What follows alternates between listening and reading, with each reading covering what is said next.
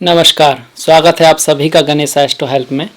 मैं हूं आपके साथ डॉक्टर दिलीप और हाजिर हूं लेकर धनु राशि के लिए, धनु लग्न के लिए अप्रैल का जो राशिफल है, मासिक फल है, क्या रहेगा, कैसा रहेगा अप्रैल का महीना, क्या लेकर आए हैं ग्रह नक्षत्र हमारे लिए, आपके लिए।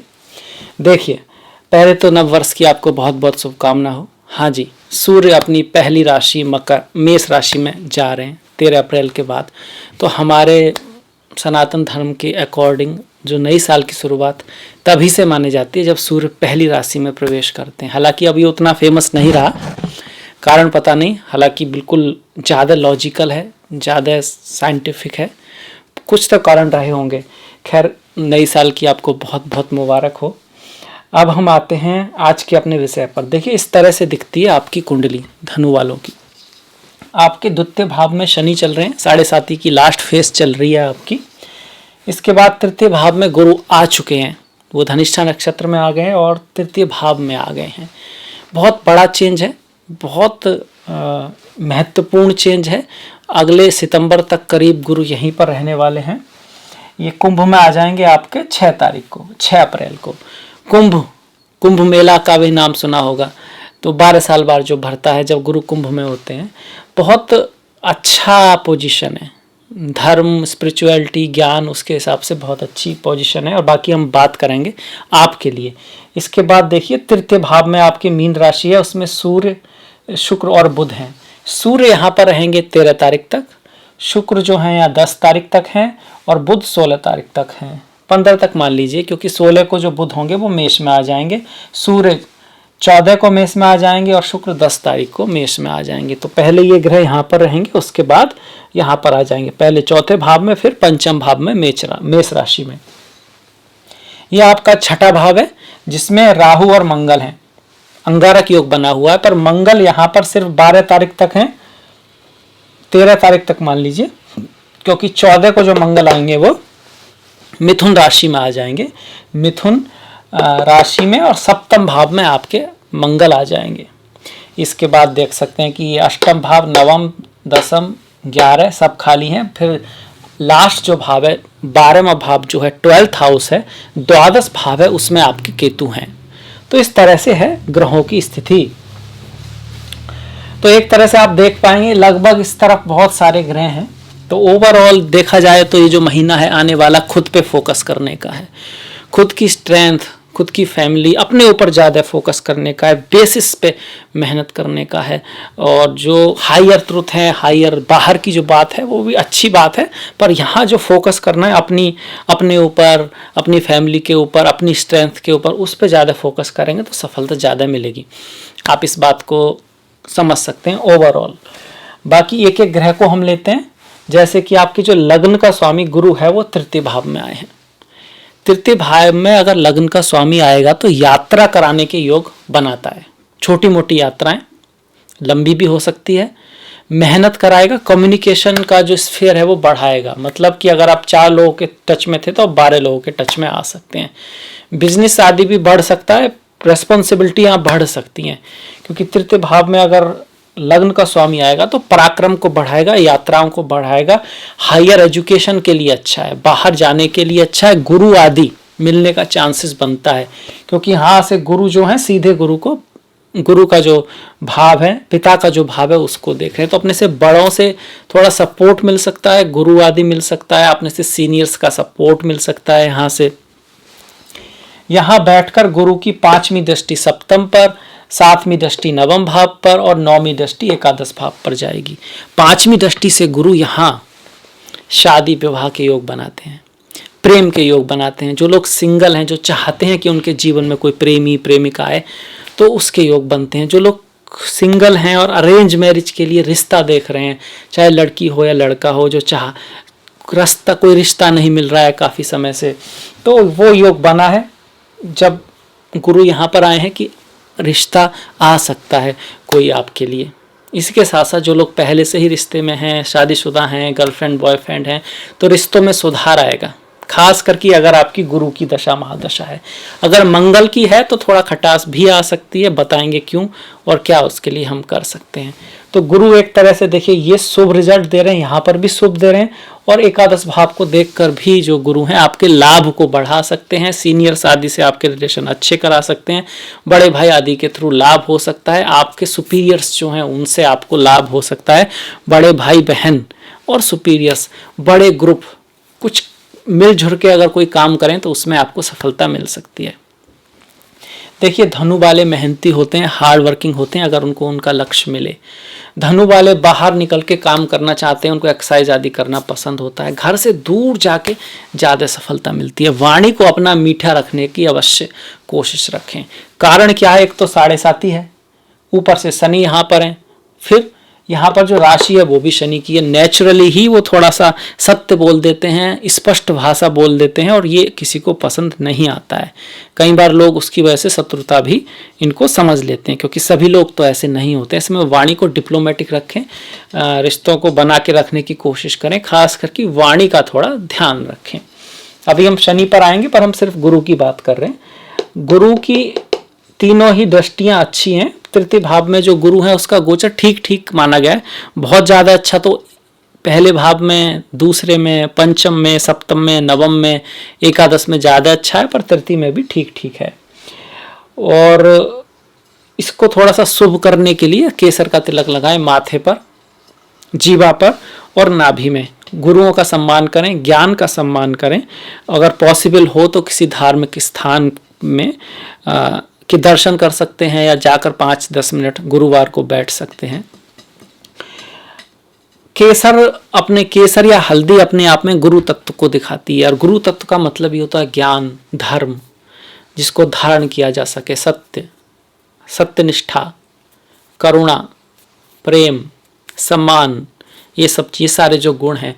तो ये एक सिंबलिज्म भी है कि आपने माथे पर भी केसर लगाया, जीवा पर भी और नाभि पर भी, कि आप मन वचन कर्म से धर्म और अच्छे गुणों का पालन कर रहे हैं। ये नहीं कि सिर्फ लगाया और उसके बाद जबान से आप झूठ बोल रहे हैं, या कुछ, ये और भी ज़्यादा ज़रूरी हो जाता है अगर आप ऐसी पूजा मंत्र जाप करते हैं कि आप अपने तन मन धन से धर्म के रास्ते पे चलें, अच्छी बातों को फॉलो करें। इसके बाद देखिए गुरु के बाद हम आते हैं शनि पर। बहुत महत्वपूर्ण है, 7.5 की आखिरी फेज चल रही है, दूसरे भाव में शनि अपनी ही राशि में बैठे हुए हैं। तो धन का लाभ करा सकते हैं हार्ड वर्क से, मेहनत से, आसानी से नहीं, मेहनत से, हार्ड वर्क से। आपसे छोटे लोग या आपके आसपास वाले लोग किसी तरह से आपकी हेल्प कर सकते हैं, इसकी थोड़ी सी उम्मीद जरूर है। पर चूंकि 7.5 है तो संभल के थोड़ा सा कोई भी रिस्क ना लें। वाणी का विशेष ध्यान रखें। शनि जब तक यहाँ पर हैं ऐसी वाणी बोलिए, मन का आपा खोए, औरों को शीतल करे, आपहु शीतल होए। ये वैसे तो सभी के लिए अच्छी बात है, पर आपके लिए फिलहाल में खास कर है कि वाणी की वजह से दिक्कत हो सकती है। आप अनजाने में भी कुछ ऐसा सत्य भी ऐसा बोल सकते हैं जो कि दूसरा उल्टा ले ले, तो थोड़ा सा अवेयर रहें। शनि को शुभ बनाने के लिए क्या करें? माता काली की पूजा करें। माता काली काल को नियंत्रित करने वाली हैं। भगवान श्री कृष्ण की पूजा करें, शनि महाराज खुद उनके भक्त थे। भगवान भोलेनाथ की पूजा कर सकते हैं, शनि महाराज उनके भक्त भी थे और शिष्य भी थे। और हनुमान बजरंगबली की तो आप पूजा कर ही सकते हैं। उनको तो वचन दिया था शनि महाराज ने, जो कि आपका हनुमान चालीसा, बजरंगबाण, संकट मोचन, सुंदरकांड पढ़ेगा, मैं उसको अपने जो प्रभाव हैं, बुरे प्रभाव हैं, उनसे दूर रखूंगा। पर हनुमान की पूजा करना, भगवान श्री कृष्ण या स्वयं महादेव की पूजा करना सिर्फ उस वक्त तक नहीं रहता कि आपने हनुमान चालीसा पढ़ा, आप में थोड़े से हनुमान जी के थोड़े से गुण तो आने चाहिए, तभी हनुमान चालीसा की रियल पूजा होगी। अगर भक्त में भक्ति करने से अपने प्रभु के ही गुण ना आए तो इसका मतलब कहीं ना कहीं तो कुछ तो बैलेंस हो, कुछ तो बात नहीं है। क्योंकि भक्त जब भक्ति करता है तो उसमें ईश्वर के गुण आने लगते हैं। तो हनुमान भक्त बड़े, आप कह सकते हैं, उनमें अपने लक्ष्य के प्रति जो शिद्दत, जो श्रद्धा होती है अपने से, जिसके प्रति, गुरुओं के प्रति जो उनके मन में आदर होता है, वो अतुलनीय होता है, होना चाहिए। और यही बात उनको बहुत आगे ले भी जाती है लाइफ में। शक्तिशाली भी होते हैं हनुमान जैसे, उनमें गुण आने लगते हैं। अगर नहीं आ रहे हैं तो कहीं ना कहीं भक्ति में कुछ ना कुछ तो गड़बड़ है, ये मान के चलिए। इसके बाद देखिए शनि की दृष्टियों को देखें। यहाँ से शनि एक 2 3 घर में थोड़ा सा तालमेल बिगाड़ने की कोशिश करेंगे, माता के साथ रिश्तों में खटास लाने की कोशिश करेंगे। जरूरी नहीं है कि आ जाए खटास, ये आपके चरित्र पर, व्यक्तित्व पर, जो गुण, जो संस्कार आप लेकर आए हैं उस पर भी डिपेंड करेगा कि आप कितने ज्ञान से, विद्धवता से काम लेते हैं, कितना आप अपने आप को सही रास्ते पर चला पाते हैं। पर शनि कोशिश जरूर करेंगे माता से, मातृभूमि से, भाई बंधुओं से थोड़ा सा दूर ले जाने की, थोड़ा सा वैराग्य लाने की। शनि की यहाँ से अष्टम पर दृष्टि आपके इन लॉज, आपके पति पत्नी का अगर संबंध है, अगर आपके गर्लफ्रेंड बॉयफ्रेंड है तो वहाँ भी थोड़ा सा फ्रिक्शन शनि लाने की कोशिश करेंगे। ये बातें कब ज़्यादा रहेंगी? अगर आपकी 7.5 के साथ साथ शनि राहु केतु आदि की दशा महादशा है और शनि आपकी कुंडली में अच्छे नहीं है तो ज़्यादा रहेंगी। अगर शनि कुंडली में अच्छे हैं तो ये बातें कम रहेंगी। शनि की जो दसम दृष्टि है वो, ये तो 7वीं दृष्टि हुई, 8वीं 9वीं 10वीं एकादश भाव पर है। लाभ धीरे धीरे होगा, मेहनत करने से होगा। यहाँ काल पुरुष की 7वीं राशि भी आप देख सकते हैं कि आपकी कुंडली के 7वें भाव में मंगल है, काल पुरुष की 7वीं राशि पर शनि की दशा है, कुछ देर शनि की क्या कह सकते हैं दृष्टि है। तो रिश्तों वाला जो एरिया है, अब रिश्ते पति पत्नी के ही नहीं होते, अगर आप यंग एज में हैं तो आपके जो फ्रेंड्स हैं स्कूल में उनके साथ, अगर आपकी शादी हो चुकी है तो अपने पति पत्नी के साथ साथ पार्टनरशिप में आप थोड़े से एग्रेसिव हो सकते हैं, डोमिनेटिंग हो सकते हैं, ओपिनियटेड हो सकते हैं। तो दूसरे की सलाह भी सुने, उसको भी पूर्णतः सुनने के बाद निर्णय लें। अगर आपने पहले ही निर्णय ले लिया है तो फिर कोई मतलब नहीं बचता।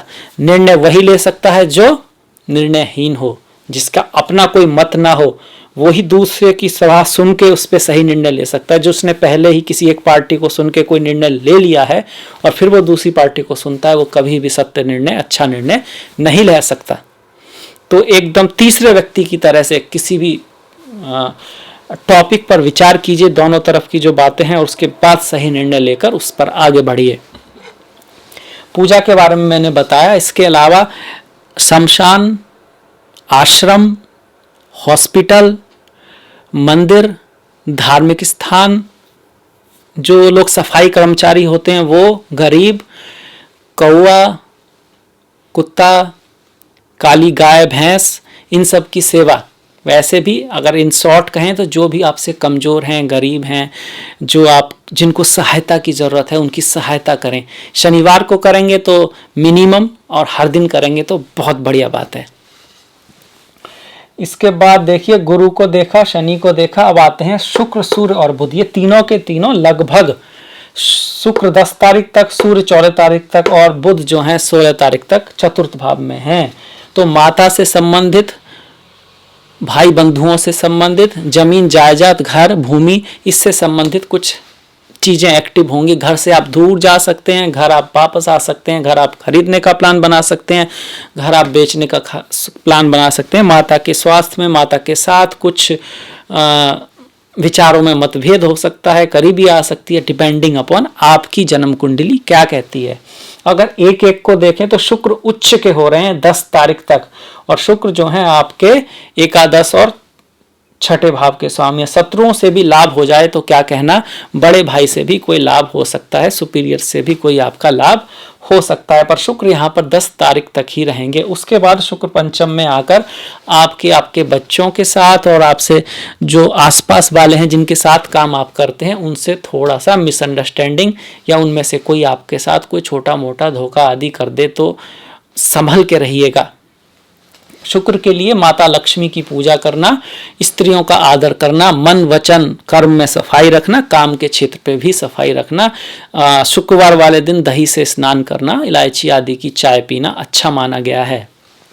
इसके साथ देखते हैं हम सूर्य को। देखिए, सूर्य जो है आपके भाग्य के स्वामी हैं और 13 तारीख तक चतुर्थ भाव में, उसके बाद पंचम में। सूर्य का गोचर चतुर्थ पंचम में बहुत अच्छा तो नहीं माना गया, पर भाग्य का स्वामी चतुर्थ में आया है तो जमीन जायदाद से कुछ लाभ हो सकता है, घर से दूर यात्रा आदि हो सकती है, कैरियर में पदोन्नति के चांस बनते हैं। बढ़ाने के लिए अपने पिता का आदर करें, अपने से बड़ों की रेस्पेक्ट करें, और सूर्य को जल दे सकते हैं, सूर्य नमस्कार करें, ओम घृणी सूर्य आदित्य ओम मंत्र का जाप कर सकते हैं। गायत्री मंत्र ओम भूर्भुवः स्वः तत् सवितुर्वरेण्यम भर्गो देवस्य धीमहि धियो यो नः प्रचोदयात् का पालन कर सकते हैं, पाठ कर सकते हैं, उसके जो मतलब है उसको समझें और वो मतलब आपके तन मन वचन में चलते रहना चाहिए। मंत्र तो आपने एक बार किया 108 बार, वो तो सिर्फ एक्टिवेशन है, उसके बाद उसको आपको पालन करना है। वो मंत्र जो सिखा रहा है, वो जो मंत्र जो कह रहा है उसको चरना है, ब्रह्मचर्य ब्रह्म जैसी चर्या अपने जीवन में उसको उतारना है, तभी उसका असली रिजल्ट आपको दिखाई देगा। सूर्य जो है 13 तारीख के बाद जब मेष में आएंगे, नई साल की शुरुआत होगी, काल पुरुष की पहली कुंडली में आएंगे और आपके पंचम भाव में जाकर उच्च के हो जाएंगे, तो आपकी संतान बहुत अच्छा कर सकती है। किसी कंपटीशन आदि में आपको सफलता मिल सकती है। Stock market, speculative gain, bitcoin, कुछ इस तरह की जहां किस्मत का थोड़ा सा खेल होता है, इस तरह की चीज़ों में आपको सफलता मिल सकती है। इन्वेस्टमेंट से आपको सफलता मिल सकती है। वैसे भी इन लोगों को जमीन जायदाद घर भूमि का सुख नॉर्मली मिलता है, अगर कुंडली में बहुत ही बुरे योग ना हो तो। इसके बाद देखिए बुध की अगर हम बात करते हैं तो बुध यहाँ आपका 16 तारीख तक हैं और 16 को ही यहाँ आ जाएंगे। तो दसम का चतुर्थ में जाना, सप्तमेश का चतुर्थ में जाना, पार्टनरशिप के थ्रू लाभ, बॉस के थ्रू लाभ, आपसे यंग और आप जैसे व्यक्तियों से लाभ, दोस्तों से लाभ होने की योग बनाता है अगर आपकी कुंडली में बुध अच्छे हैं। अगर उसकी दशा महादशा है तो जमीन जायदाद भूमि से लाभ, माता के साथ रिश्तों में सुधार। बुध जब यहाँ पर आएंगे, देखिए यहाँ पर आएंगे तो दसम भाव को देखेंगे तो पद प्रमोशन उन्नति को बढ़ा सकते हैं। अगर आप अकाउंट्स में हैं, मार्केटिंग में हैं, जर्नलिज्म में हैं, राइटर हैं, स्टूडेंट्स हैं, किसी चीज़ की तैयारी कर रहे हैं, अच्छी उसके लिए अच्छे हैं। प्यार मोहब्बत आदि के लिए भी अच्छे हैं, सपोर्ट मिलेगा आपका। किसी रिश्ते की शुरुआत हो सकती है। ठीक इसी तरह पंचमें सप्तमें पंचम में जाएगा, शादी विवाह कराता है, प्रेम विवाह कराता है, जीवन में किसी को लाता है, तो वो योग बना हुआ है। मंगल यहाँ पर है, मतलब अगर जो लोग पहले से रिलेशन में है तो उनमें थोड़े खटपिट हो सकती है, पर जो लोग सिंगल हैं, नए हैं, या किसी का रिश्ता टूट चुका है, वो किसी दूसरे रिश्ते की तलाश में है, तो उसके लिए यहाँ पर बुध अच्छा कर रहे हैं। लाइफ में किसी को लाएंगे, प्रेम को लाएंगे, और ये प्रेम जो लोग की एज है तो उनके जीवन में गर्लफ्रेंड, बॉयफ्रेंड, प्रेमी, प्रेमिका आ सकता है। जो लोग बच्चे हैं उनको नए दोस्त मिल सकते हैं, खेलने में मजा आएगा, दोस्त नए बनेंगे। तो बुध का गोचर आपके लिए अच्छा है। बुध को और अच्छा करने के लिए बच्चों का ख्याल रखें, पेड़ पौधों का ख्याल रखें, ज्ञान जो आपके पास है उसको देने की कोशिश करें, अपने ज्ञान में कंजूसी ना करें, दूसरे को राह दिखाने की कोशिश करें जो मदद हो सकती है। ये नहीं कह रहे कि आप अपना सब कुछ दे दें, पर जो मदद हो सकती है उसमें कंजूसी ना करें। बुध भगवान श्री गणेश से जुड़े हुए हैं तो गणेश अथर्वशीष का पाठ कर सकते हैं। बुध पक्षियों से जुड़े हुए हैं तो पक्षियों को जल, अनाज, पानी कुछ रख सकते हैं, वैसे भी रखना चाहिए, और पेड़ पौधों का ख्याल रखें। बुधवार वाले दिन हरी चीज का दान वगैरह भी कर सकते हैं। कोई भी एक चीज कर सकते हैं, सारी करना जरूरी नहीं। अगर एक भी चीज तन मन वचन करुणावश करते हैं और धर्म का पालन करते हैं तो धीरे धीरे बुध आपका शुभ रिजल्ट अवश्य देंगे। किन्नर लोग जो होते हैं वो भी बुध से जुड़े हुए होते हैं, तो उनके लिए भी अगर आप कुछ करेंगे तो अच्छा रिजल्ट प्राप्त होगा। ये हमने बुध की बात कर दी, शुक्र की और सूर्य, तीनों की ही बात कर दी। अब आ गए राहु और मंगल। देखिए मंगल की बात करते हैं। मंगल यहाँ पर जो है आपके 13 तारीख तक हैं, 14 तारीख को यहाँ आ जाएंगे। जब तक यहाँ पर हैं रोग ऋण शत्रु से आपका विजय दिलाएंगे। ऋण लेना तो बहुत अच्छी बात नहीं है यहाँ पर अगर आपका किसी से कोर्ट केस वगैरह है, शत्रु आपको परेशान कर रहा था, तो मंगल शत्रु को हरा सकते हैं, शत्रु से आपको मुक्ति दिला सकते हैं। राहु भी यहाँ पर शत्रु विनाश करते हैं, हर तरह से आपकी ऑरा को बढ़ाते हैं, मजबूती लाते हैं जीवन में, रोगों को मुक्ति करते हैं। जो गोचर में राहु यहाँ पर हैं, इसी के साथ साथ ये जो राहु है मैरिज लाइफ के लिए तो उतने अच्छे नहीं है, पार्टनरशिप के लिए तो उतने अच्छे नहीं है, पर कंपटीशन आदि में आपको विजय दिला सकते हैं, समाज में आपकी स्थिति को मजबूत कर सकते हैं। पर चूंकि दोनों ही मलेफिक्स हैं और द्वितीय भाव में है, और द्वितीय भाव आपके चेहरे से जुड़ा हुआ है, सर चेहरे से, तो यहाँ पर किसी अगर आपके गले में दर्द है, सर में थायराइड, आंख या सर में दर्द, तो राहु उसको थोड़ा बढ़ा जरूर सकते हैं, या यहाँ की कोई डिजीज है तो उसको बढ़ा सकते हैं अगर वो आपकी कुंडली में ऑस्पिशियस नहीं है। तो क्या करें? माता दुर्गा की पूजा करें, दुर्गा सप्तशती का पाठ करें। 9 दुर्गे आ रहे हैं, चैत्र के 9 दुर्गे आएंगे तो अष्टमी को या सप्तमी को माता काली को, अष्टमी को माता दुर्गा को लौंग, सुपारी, ध्वजा, नारियल, पान ये सब की भेंट चढ़ा सकते हैं। इसके अलावा अगर व्रत रखेंगे तो बहुत ही अच्छी बात है। राहु के लिए बेस्ट उपाय होता है माता की पूजा। इसके अलावा हनुमान जी की पूजा और भोलेनाथ की पूजा भी आप कर सकते हैं, क्योंकि अगर पुराण में जाएंगे तो भगवान विष्णु की पूजा भी बनती है। उन्होंने जो है राहु केतु को अलग किया था ना, उसके ऊपर आप देख सकते हैं। अब देखिए राहु की जो दृष्टियां हैं अगर हम उनको लेते हैं तो उनकी 5वीं दृष्टि आपके लग्न पर, इस पर 10th भाव पर पड़ेगी, कैरियर पर, 7वीं आपके विदेश भाव पर और वाणी के भाव पर पड़ रही है। लगातार 2 दृष्टियां पूरी साल बनी हुई हैं वाणी के भाव पर, धन के भाव पर, परिवार में हार्मोनी के भाव पर।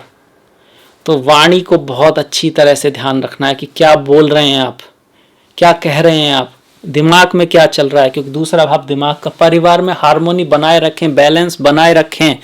अगर कुंडली में अच्छे योग नहीं है तो फिर ये चीज़ें जो परिवार में कलह है या किसी चीज़ को लेकर मेंटल बैलेंस को थोड़ा गड़बड़ कर सकती हैं।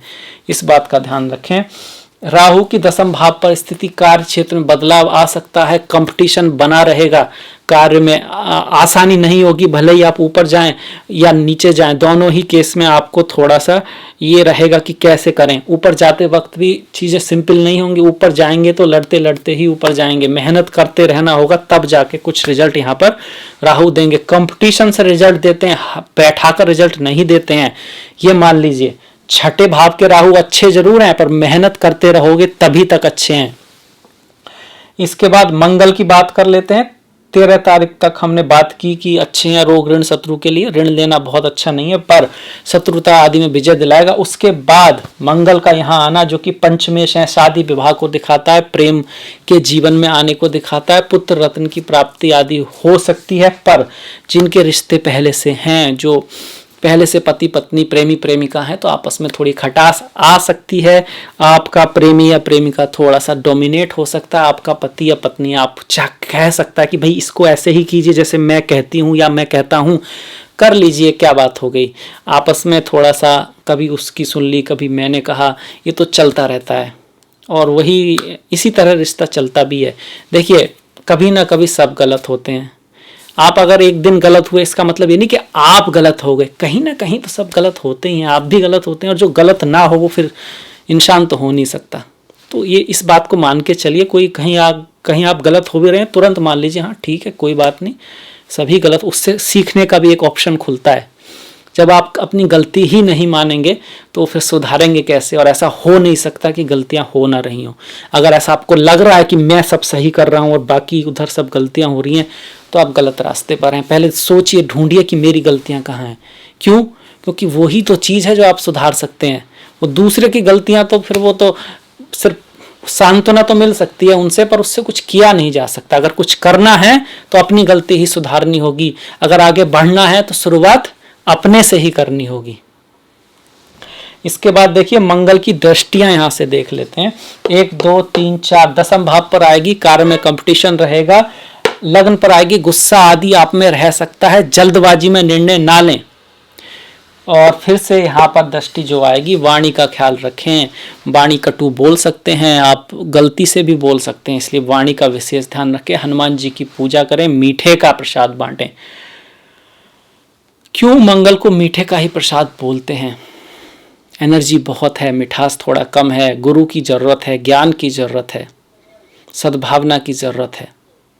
मंगल विजय तो चाहते हैं पर कई बार क्रूअल हो जाते हैं विजय के लिए, जीत के लिए।